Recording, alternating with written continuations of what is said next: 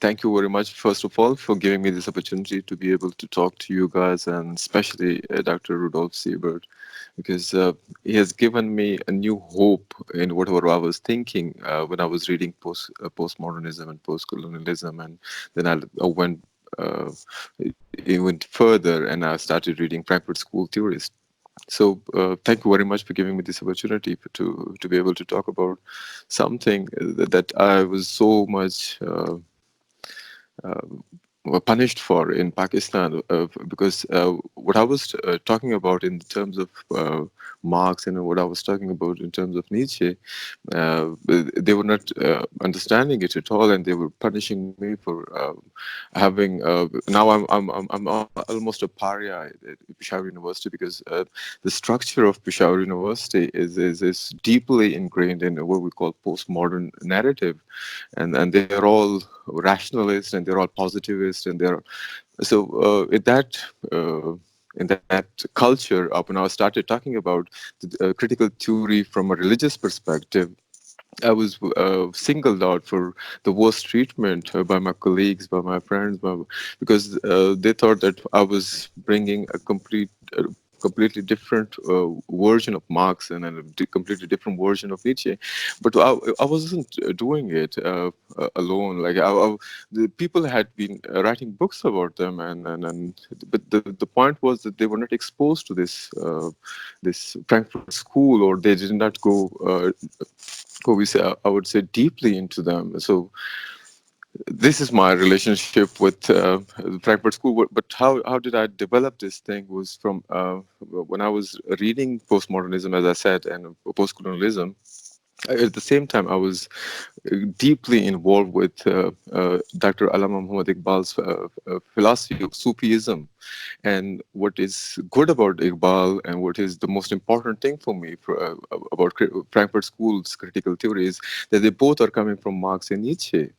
If Marx is a Sufi and Nietzsche is a Sufi for Iqbal, and the same are like a messianic personalities in Frankfurt School.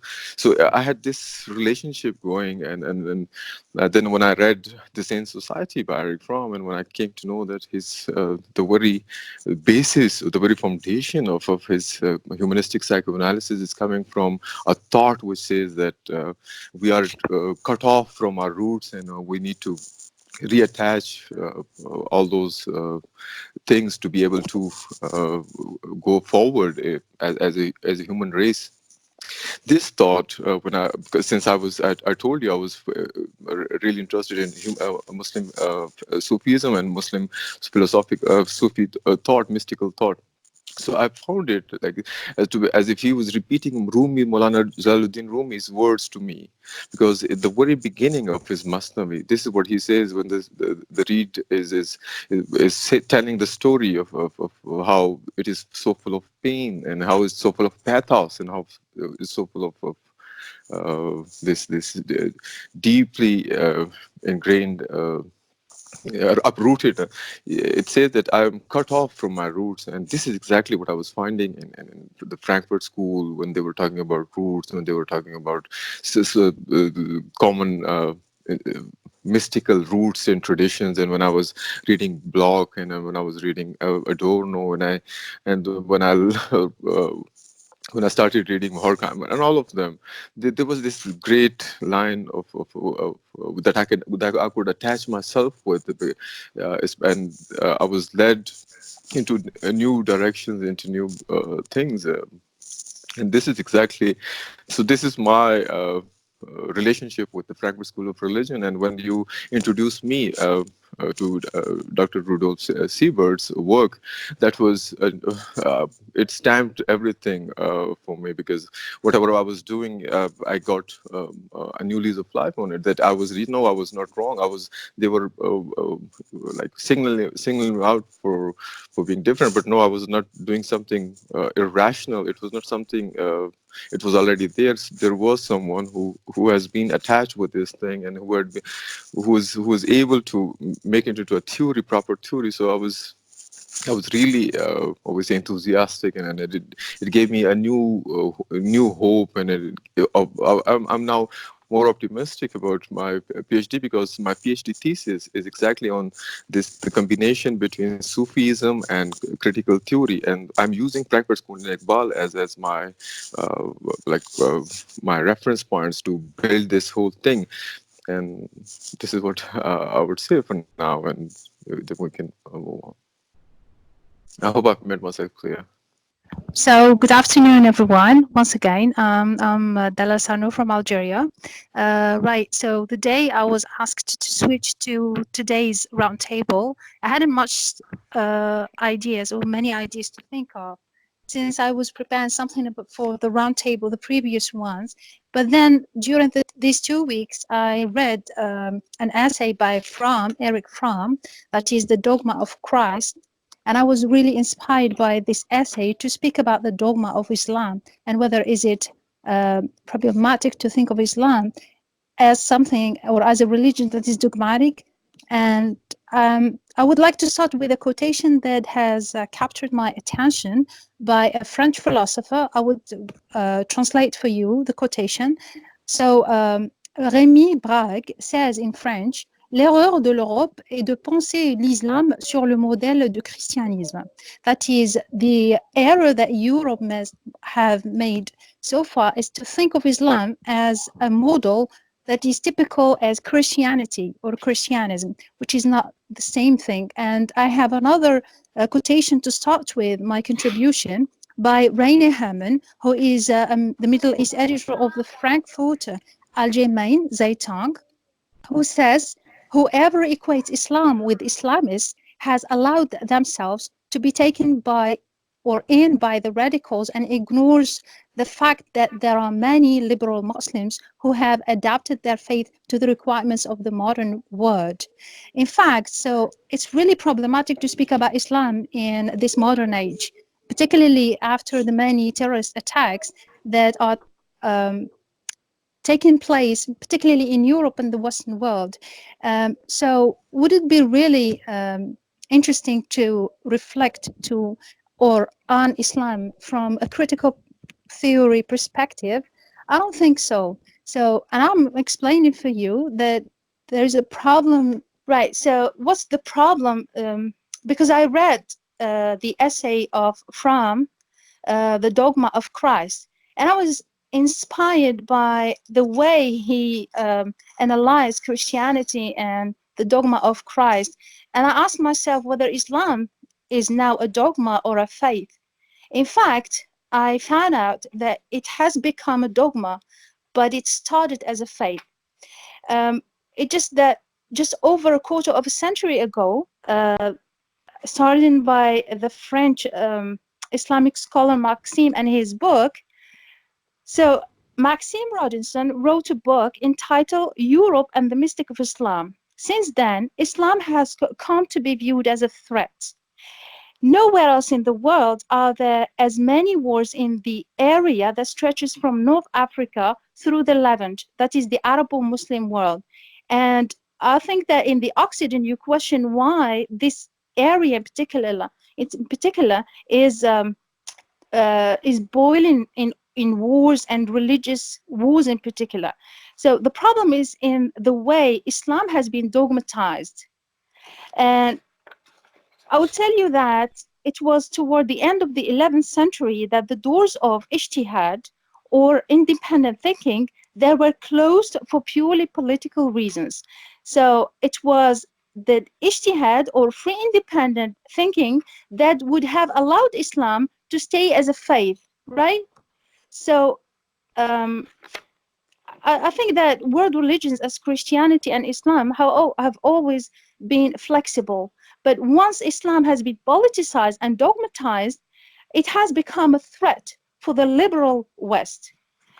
I would also refer to the present, the modern day Muslims. And I have found an interesting notion for that. That is the Homo Islamicus, modern Muslim people. That is the Salafi people. They are not a type of liberal people or human beings. They are what they are called Homo Islamicus people. So today, the thinking of Muslims tend to be characterized by an intolerance of ambiguity, and Salafis in particular, those who are threatening Muslim people themselves and the Occident, claim to represent the one true Islam. Many in the West have fallen into the Salafist trap of believing that there should be only one Islam. This Homo Islamicus, whose every thought and deed is supposed to rotate nothing other than Islam, is, however, simply ill-suited to the challenges of everyday life. However, this sort of character, who is or who subordinates everything to his truth, certainly exists among extremists. Most Muslims around the world, by contrast, adapt themselves and talk to the challenges going on around them. That is, now in Algeria, we are not a theocracy. However, people in power do it on purpose to politicize Islam, to popularize their discourse on the religious basis. That is, during the last 2 days, it was a debate among the three candidates, presidential candidates. So all of the five candidates used a religious discourse because they have in mind that these people, the Algerian people, could be indoctrined or could be manipulated through a religious discourse. That what makes the Arab Muslim world different, completely different from the Occident. It's a matter of considering Islam as a dogma and not as a faith. Of course, the difference between faith and dogma is quite clear because I am a Muslim, but I'm not a dogmatized type of Muslim. I am a believer because I consider Islam as a personal relationship between me and the Creator, me and God. While most of the people in this country are dogmatized Muslims. That is, they build their judgments and they build their prejudice and they build their interpretations based on what institutionalized Islam imposes on them. This is why during the 10 years, the Black 10 years of civil war in this country, it started with religious people being elected and getting power. It was the same type of beginning in Egypt during the brotherhoods or the brothers election or Morsi's election in 2012. So it started by being religious people being in power. So they wanted this country to be a theocracy. Same problem we are having in Iran. Neighborhood in Morocco, same thing is in Morocco. Morocco is a monarchy, but when you go there, the king is called Amir al-Mu'minin, the prince of believers. So the relationship between the people and the king is based on the religious connotation or religious perception of the people in power. So this is why in the Arab Muslim world, it's not a liberal type of politics. It's a mixture of, particularly the last few years, Arab Spring and on, 2011 and on. So what drives people in power to manipulate the people, whether in Algeria or elsewhere in the MENA region, is playing on their religious beliefs. I give you an example that happened last year in this country. So the Minister of Education, whose name is Bengabarit, deleted the Basmala, that is Bismillah ar-Rahman ar-Rahim, in the name of God, the most gracious, the most merciful, from all textbooks. So all people were enraged because they didn't accept that this woman who is secular, so being a secular is a crime in all of the countries of the MENA region. They don't understand that being secular is not being atheist.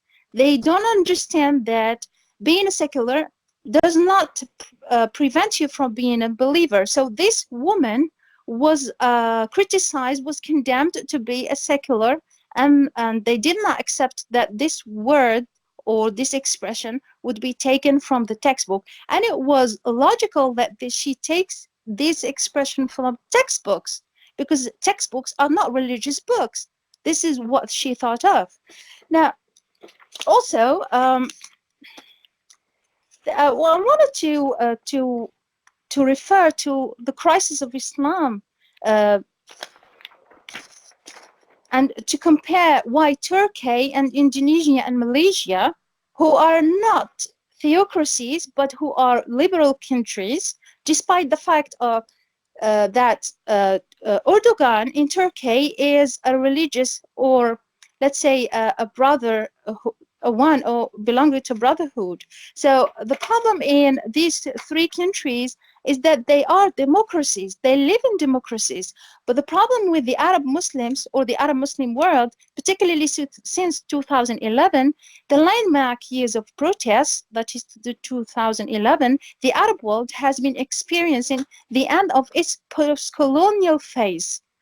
That is, after the Second World War, Western powers left their former colonial states with arbitrarily drawn borders. So the people living within these borders could not identify with these countries, and so turned to Islam as a means to define their identity and as a replacement of nationalism, that is, الوطنية, particularly during the era when Jamal Abdel Nasser in Egypt was in power, and Al-Hafiz al-Assad in Syria where the two were in power.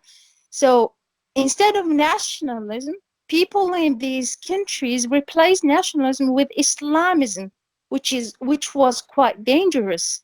Now today, some of these states are disintegrating, and militias who invoke Islam are striving for power in Iraq, in Syria. It happened in Algeria during the 90s, and it may again happen in this country if the one who will be elected as the president of the state is of a Islamic or an Islamist, that is of an Islamist tendency or inclination.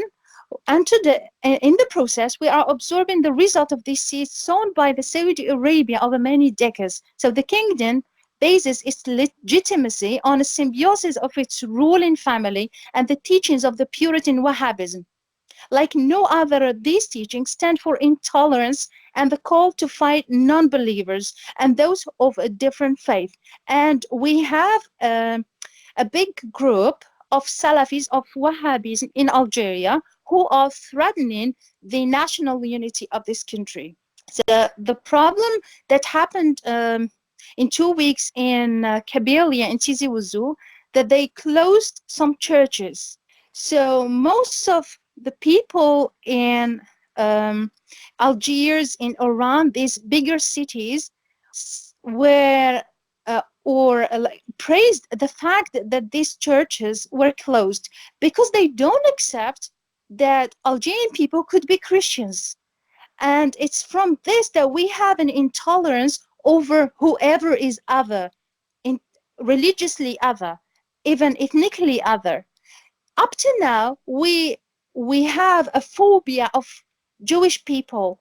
If you see a Jewish people in the street, we are afraid of that man being a Jewish. They don't make a difference between something which is political or Israel or whatever, and that is another thing, that is faith, of a faith. So Christians do exist in this country. Jewish people do exist. Another thing that happened in this country last year, the emergence of a new sectarian group, Muslim sectarian group. They call themselves Ahmadi. So this Ahmadi group were put in jail because they are following a new sectarian group. So it's really problematic and dangerous to see people in power limit or discriminate believers and followers of one particular religion or faith or sectarian group because they don't follow the mainstream religion. we are Maliki. The madhab is Maliki in this country. So once you move to a Hanbali, that the one they follow in Egypt, you are discriminated. This is why I come back to my first question that I asked to myself, and I'm asking to many people, many scholars, why Islam has changed into from faith into dogma. Now, Islam is a doctrine, is a dogma, and once a religion becomes a dogma, you can understand, you can expect that it becomes a threat. So Muslim must recognize that this form of being a Muslim, or what I mentioned as a notion, a Homo Islamicus. So this form of his Homo Islamicus has no place in the contemporary world that is a global world, that is a post-human world, that is a transhuman world, and lacks any of the positive energy that is necessary to build a civilization. This is why the Islamic civilization is falling into ruin, because the faith has been dogmatized. So, and now, as Muslim, we must understand that Islam is perceived as a threat because we are creating a type of human beings who are Islamicus homos, who are anti-contemporaneities or anti-modernity. Interesting, Amjad, you might want to know that one of the things that I do primarily is critical theory in Islam. So we'll have to get together and work on some stuff. This paper that I'm going to do a part of came about with my experience in Charlottesville. Those of you, I think probably everyone knows what happened in Charlottesville a couple summers ago in August of 2017. I just happened to be there because I was on a family vacation, bringing my children to see some things that are important to American history. In Monticello, Jefferson's house, and I happened to walk into the largest neo-Nazi Klan rally to happen in the country in decades. So I was there, which sparked my interest, more so my interest in looking at the neo-fascist groups. And I'm right now on sabbatical as I write a book called Alt-Fascism. And so it's a little bit of a step away from my critical theory of Islam, but nevertheless, it's connected to it because one of the targets, of course, of the neo-fascists is, of course, are the Muslims, right? So this paper is called Ethno-apotheosis contra Bilderverbot, the Frankfurt School struggle against the idolatry of racial politics. So in the realm of ideas, there is a metapolitical battle taking place between two political theologies. On the one hand, the hegemony of neoliberalism has sparked a ferocious backlash in the form of white nationalism, the alt-right, the new right in Europe, and other identitarian movements in the West, rooted in a deification of ethnos, or what we can call ethno-apotheosis. These far-right identitarian groups fight for the removal of those who they do not believe belong within their exclusive ethnosphere, primarily Muslims and other dark-skinned immigrants, what we can call the anatopis, or those who are in the wrong place. On the other side of the metapolitical struggle is the Frankfurt School, especially the critical theory of religion as developed by the first generation of critical theorists and Dr. Rudolf Seibert, which is rooted in the Judaic Bilderverbot, or the ban on making images of the divine. In an attempt to forego another Auschwitz, this side struggles against all attempts to elevate any temporal entity to the level of a godlike absolute, including race, ethnicity, nationhood, or leader. For the critical theory of religion, Judaism's iconoclasm is translated into ideology critique and is directed against the emerging alternative forms of fascism as well as the neoliberal hegemony that produces them. In essence, this ongoing struggle is between two theopolitical philosophies, one which manufactures idols for the purpose of social exclusivity, and the other that smashes such idols for the purpose of equality and inclusivity. In this essay, I will attempt to elucidate my concept of ethno-apotheosis and explain how a very earthly concept such as ethnos can be deified and served as the fundamental basis for a secular socio-political philosophy. I will also explain the role of Judaism's Bilderverbot in secular political philosophy in the Frankfurt School, and demonstrate how it serves as the negativity inherent within the critique of modern idolatry. In conclusion, I will argue that the greatest task facing the critical theory of religion today is not how to rescue the neoliberal society and make it more humane, as one often sees in Habermas's work, but rather to determinately negate both sides of the critique of neoliberalism. If critical theory is to play an effective role in this Daseinkampf, the struggle of spirit, it must, one, rescue the West tradition, religion, culture, etc., which is presently co-opted by the far right, since the left abandoned it for its ever new increasing identities. And two, it must resist falling into absolute negativity and begin to offer positive alternatives to both the neoliberal status quo and the retrotopian return to an idealized, fictionalized, and imagined past, the basis of which has already been negated by the bourgeois Enlightenment. The next part of my paper explains the far right's concept of ethnos and Geist, or the sense of race and spirit in its connection, but I'm going to bypass that for right now, for the sake of time.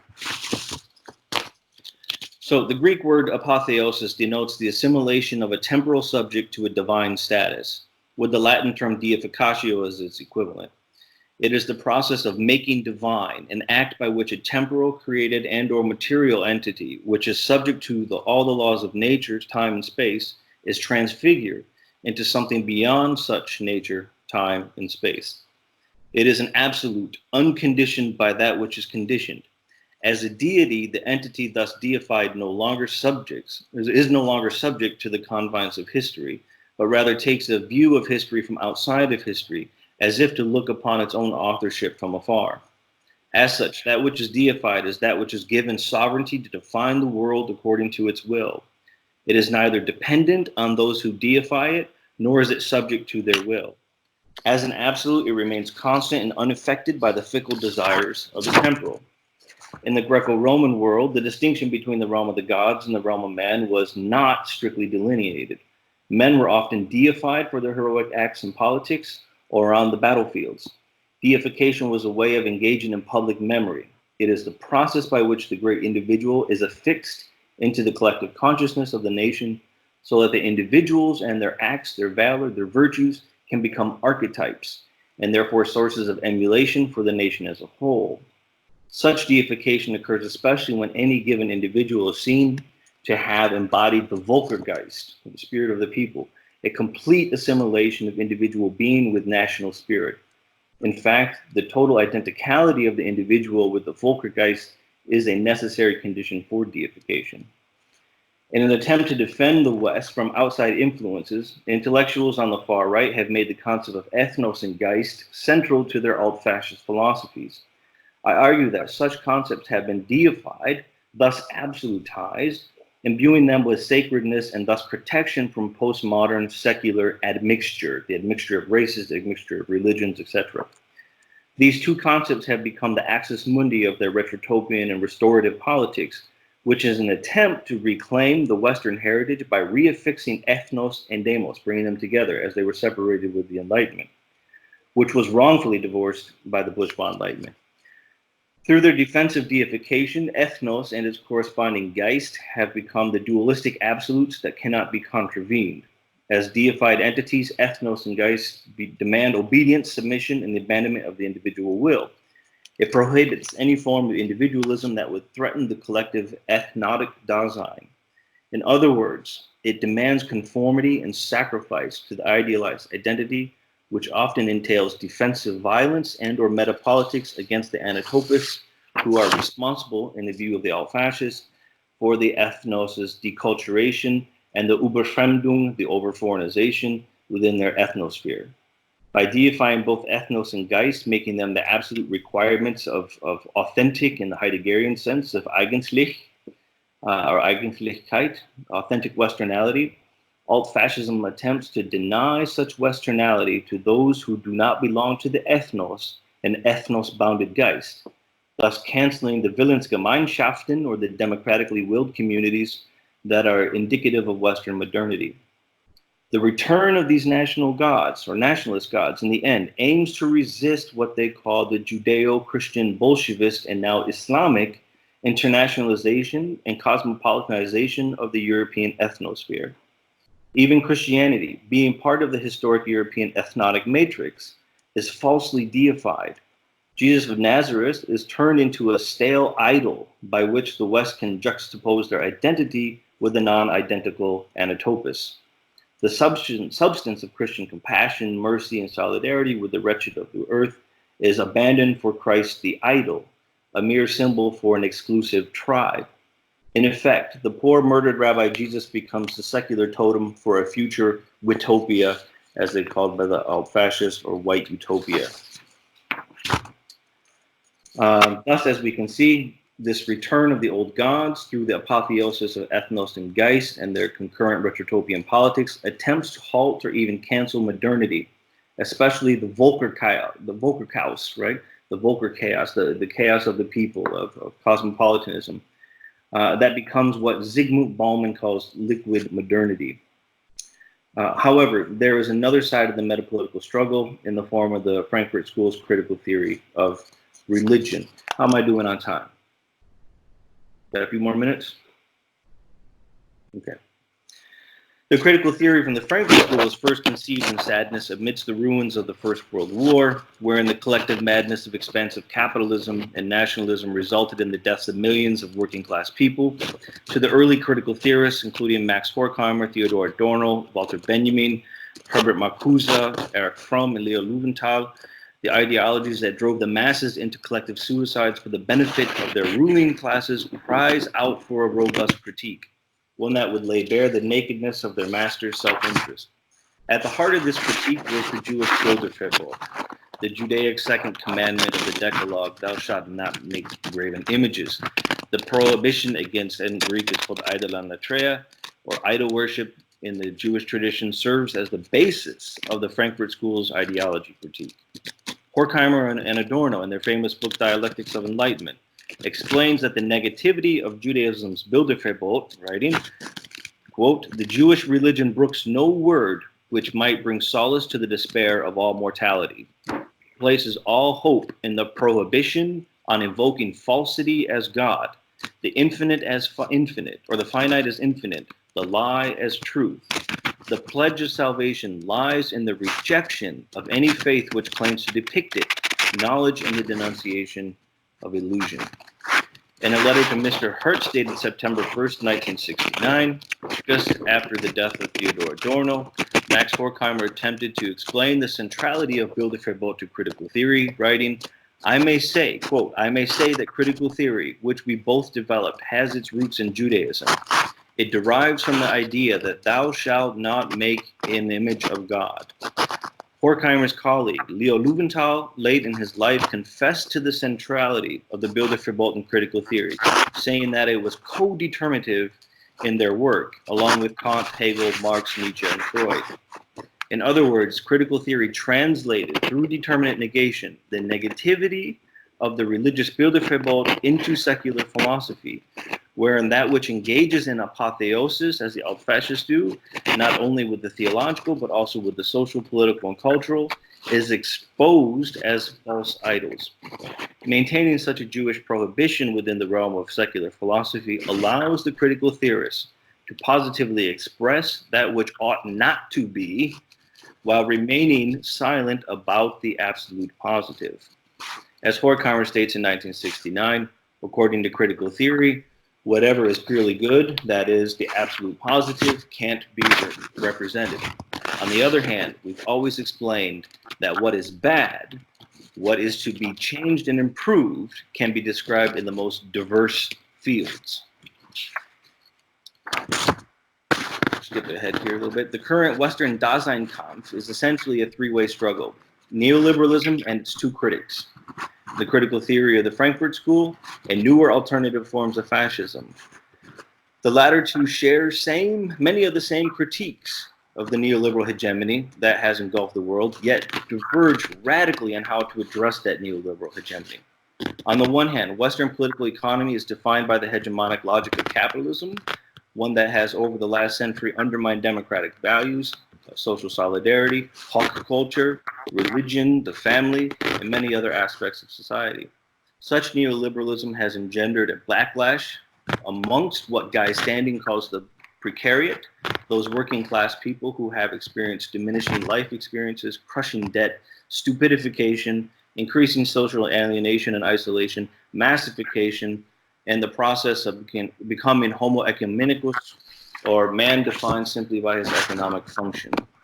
The resentment the precariat bears towards those who appear to benefit from neoliberalism does not appear as being primarily a class struggle, but rather that resentment becomes racialized.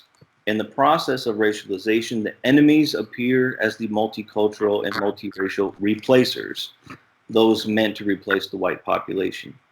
Mobilized by the category ethnos, having been funneled into ethno-identity politics by out-fascists and their mainstream media translators, the white precariat lashes out at the aliens closest to their own life world, the adiaphorized others, the anatopists, the fremdblutig, or the foreign-blooded.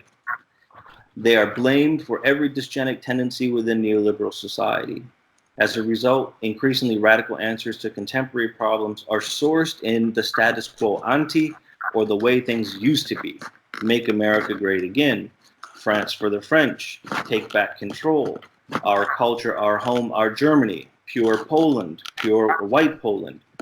These are all palingenetic slogans meant to overcome the current state of affairs by finding a desired mode of existence in the past, the retrotopia of the ethno state. Against this extreme version of othering inherent within paleogenetic ultranationalism stands the third component of the Daseinkampf, the apophatic philosophy of the Frankfurt School.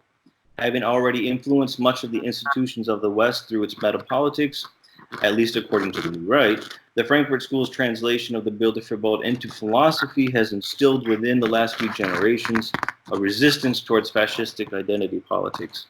In an attempt to forbid another Auschwitz, the Frankfurt School's deconstruction of exclusivist identities inoculates much of the West from adopting an exclusivist Western identity rooted in Blut und Boden, blood and soil. As such, paleogenetic politics in the past brought about the worst ikperosis, or conflagration, that the West has ever experienced, the Totalenkrieg of World War II, the total war. Through their metapolitical long march through the institutions, as Rudi Dutschke called it, the Frankfurt School's influence on Western culture managed to instill what the New Right philosopher Guillaume Fay calls ethnomasochism, a hatred of one's own ethnos, right, within post-World War II generations. This is the claim from the far right. When combined with xenophilia, the pathological love for others, ethnomasochists are prepared to abandon the West and its heritage to the foreign-blooded others in an attempt to alleviate the guilt of the West's long history of crimes. So these two forms of philosophies, theopolitical philosophies, between the critical theory that attempts to undermine these nationalistic, exclusivist identities within the West that simply say, one cannot become Western and one cannot be the beholder of Westernality simply because one was born from another ethnos, and therefore you have another Geist. That is the type of exclusivist thought or fascistic thought that the Frankfurt School's use of the Bilderverbot attempts to undermine. At the same time, what you see because of that is the right's return to the old gods. Right? And what I mean by the return to the old gods is that you have this now almost like postmodern deification, apotheosis of things, of race, of nationhood, of culture, as a way of defending what's left of the West, they'll say, from the anatopists, from the new Westerners who can't actually become Westerners because they are from the wrong ethnos. Right? So that's the basic crux of this particular study. So thank you.